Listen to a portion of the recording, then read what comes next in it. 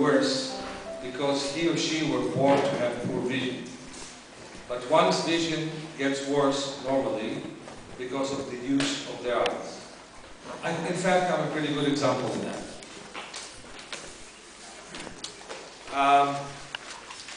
Let's see what I have here. Yeah.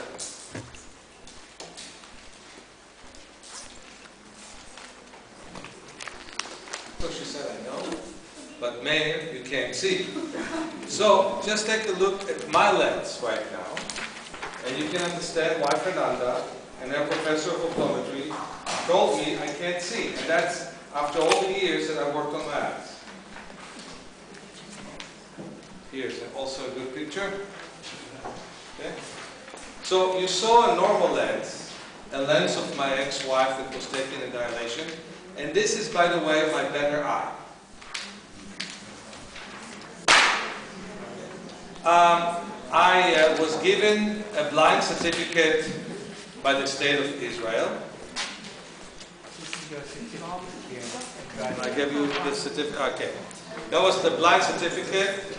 This is my driver's license. It's a bit smaller in my pocket.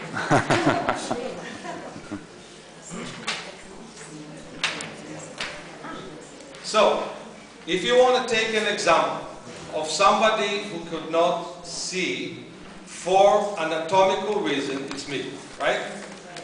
Did I prove that point? If until today Fernanda tells me that I can't see, then I must have the anatomy to not see, right?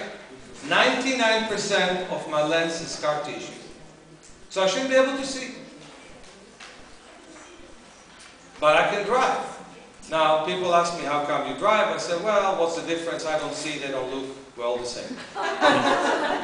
But nevertheless, this is one of the things that happened with me. The bits and pieces of lens that I've left, I've learned to use with eye exercises, to the point that in the past my vision was slightly more than half of 1% vision, and today it's slightly less than 50% vision. And it's growing stronger and stronger all the time. Anyone who sees me can see that I'm seeing better throughout the years rather than worse.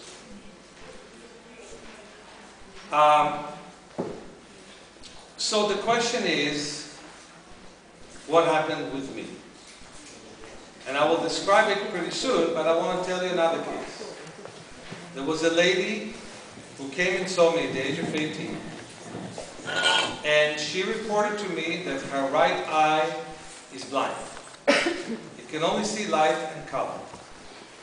That her left eye sees 2200, which is the maximum vision of legal blindness, or minimum vision of normal sightedness, whichever way you want to take a look at it.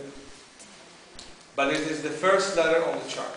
So I sat down with her, joked with her, talked to her, and boom, she sees 2100 without even one exercise. So her mother said, but we went to all the big doctors in Canada. They came to me to San Francisco from Canada. And I said to her, yes, but she probably did not relax in any of those doctors' offices. So I took her to a dark room after that, patched her seeing eye, which was her left eye, and started to have blinking lights in the dark.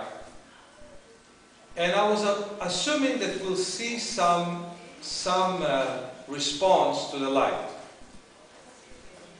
What surprised me is that after about 3 minutes of blinking the lights, she was able to tell me where the lamp is. Then she was able to tell me my features, and she was able to even describe my face. And she was able to catch a ball, and I said to myself, that is too much. The doctors told her she will never see in that eye, and she never did. Her parents thought she's blind in that eye. She thought she's blind in that eye, and here she was able to see. You can imagine how the apprentices who worked with me were feeling when they start to see that kind of response. So I took her with this patch in her left eye to the trampoline, got her to bounce. She was a good gymnast, but she absolutely was not used to be seeing anything with the right eye. And she caught and threw balls. Now, did I got her to see in the right eye? No. I simply woke up a lazy eye. But because it was patched only for a short period of time, like a minute or half a minute when it was tested by physicians, nobody assumed she sees with that eye. But it takes about 3 to 5 minutes for the brain to wake up a lazy area in the brain. And that's one of the things that was discovered in her case. And I don't want to spend the whole day telling you another story, but I want to start and tell you that vision can improve. Okay? Now there's a problem in the fact that we're denied that information.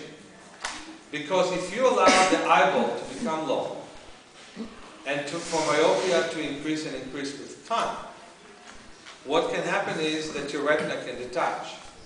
If you allow yourself to not pay attention to your periphery, and your periphery is getting worse with time, you can have pressure in your eyes, glaucoma. If you don't understand the effort that your eye makes to look at near objects, and you don't even compensate for modern living by looking far away at least twice a day for 8 minutes to relax your eyes from looking so much from near, then cataract is almost inevitable, because the lens is not going to have its full movement. Its full movement includes looking from near and being in a shape of a magnifying lens, kind of fat and round, convex, looking from far and being flat. And if it doesn't have enough of that change of near and far, it basically dies. The cells degenerate. If we don't have the sense that we need to look at details, we lose the tendency to look at details, and with that, we lose the important work of the central part of the retina, which is the macula. In short, while medicine is very advanced in technology, in operations, in observations, in diagnosis, it's very, very much backward in using our eyes simply because they don't believe it can be done.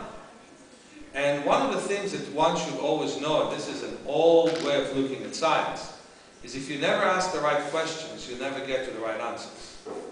So basically, when the idea is that vision cannot improve, when you say that in advance, and you don't ask yourself, if vision could have improved, what would we have done? That basically stops us from doing what we can do for our eyesight. So I think that instead of going to the school nurse and learning that your vision is poor when you're a kid, you should go to the school nurse learning your vision is poor. You should do exercises and see if your eyes can get better. And vision can get better